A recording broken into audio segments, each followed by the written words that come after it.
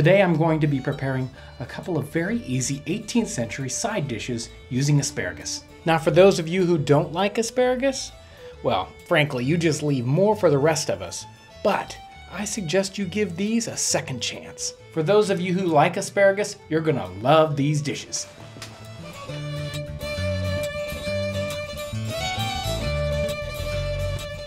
Asparagus has been a springtime delicacy for thousands of years. The Romans went to great lengths to extend its season. They even sent asparagus up into the high Alps so it would be frozen, so they could have it later on in the year for various ceremonies.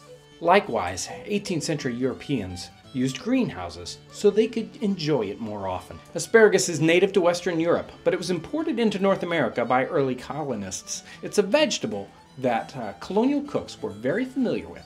The recipes for today are from the 1774 edition of Hannah Glass's cookbook, The Art of Cookery Made Plain and Easy. Let's get started. Our first recipe today is called asparagus forced in a French roll. The word forced in this setting means stuffed. Previously, I've got a pot of water, salted water, over the fire to boil.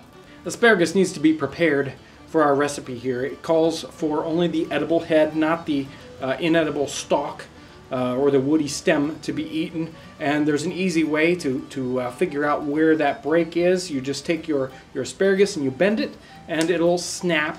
This lower half we're going to discard and the upper half we're going to keep. The recipe today calls for the stems to be scraped, so you can take a knife or something and just take the very surface off the bottom end here. I got a small French loaf here. I'm going to cut the top off, making sure that I can put it back on as a lid when we're done.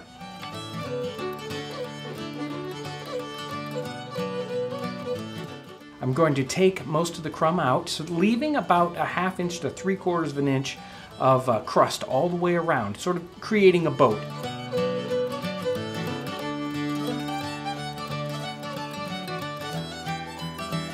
If we manage to pierce the bottom of it by accident or someplace, we can take some of the crumb and press it into place to fill the hole. I'm also going to cut some small holes in the top of the crust. Trust me, this will make sense later. I'm going to start with about 4 tablespoons of butter, and when that's melted and done frothing, I'm going to fry up our bread crust.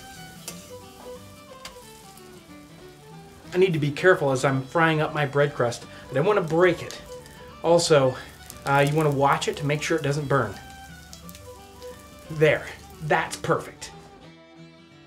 Before we put our asparagus in the boiling water, we need to start working on our sauce. The sauce in the recipe here is sort of a custard sauce. We'll start by placing a cup of cream over low heat to bring it to a simmer. Next, we're going to beat together 4 egg yolks, a little salt, pepper, and nutmeg. Once our cream has come to a simmer, it's time to start adding it to our egg yolks. We do that by adding just a tiny bit at first and whisking it in completely. I'll keep doing this until all the cream is incorporated into the egg yolks. Before we continue with the sauce, let's put our asparagus into our boiling water. You want to boil your asparagus for about 8 minutes. You want to watch it. You don't want to get too limp. And now it's time to put our sauce on low heat. We're going to put it on low heat and stir it until it thickens. Our asparagus is now done. You need to reserve enough of the tops to fill in as a garnish the top of your bread. Let's put this all together. We're going to fill our fried French roll here with a layer of asparagus. Now we're going to put in the sauce on top. Now we can put in another layer of asparagus. Let's top it off with the rest of our custard sauce. And now we can put on the lid.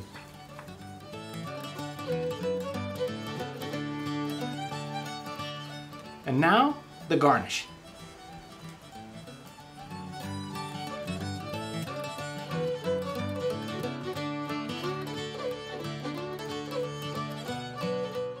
There, a beautiful side dish of asparagus forced in a French roll.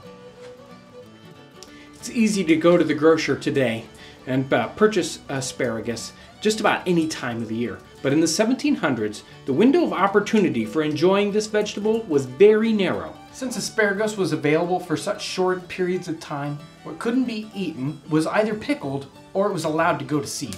Seasonality was a way of life in early times. Food and food preparations were connected with holidays, so that the activities of the holidays were always associated with the foods that were available. St. Martin's Day, for instance, is in the middle of November, a time when winter wheat needed to be planted, and it was also the perfect time to slaughter livestock. The cooler temperatures led to less spoilage and higher quality meat. It seems that many of us today have become disconnected with the rhythmic effect of the seasons on our daily lives. But for the person in the 18th century, the ebb and flow of the seasonal factors would have been an inescapable way of life. Our next recipe is an asparagus ragu. This is going to be very easy. We're going to use about 20 stalks of asparagus, about 1-inch lengths here. We also need 1 large onion that's coarsely chopped, and 1 small head of lettuce chopped up too. Instead of lettuce, you could use any spring greens. Spinach, endive, stinging nettles, or even dandelion. I'm going to start with about 4 tablespoons of butter. Once that's melted, we're going to put in our asparagus and our onions. We'll saute that for about 5 minutes.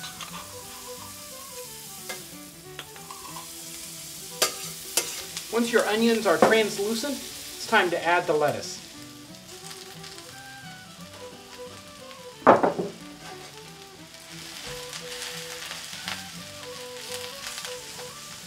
We're going to season this with a little bit of salt and pepper.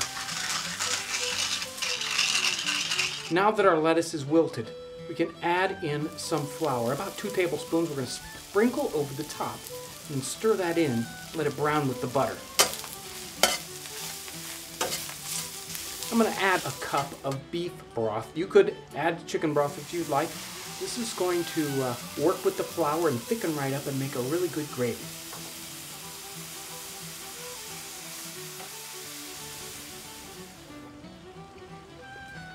Probably needs just a little bit more salt.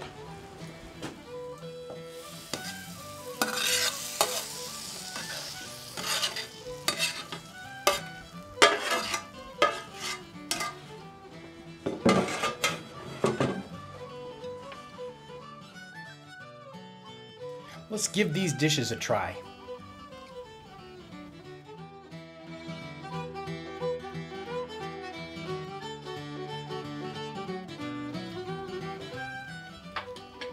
The nutmeg is a perfect complement. And then you get the buttery sauce soaked into that bread. Very good.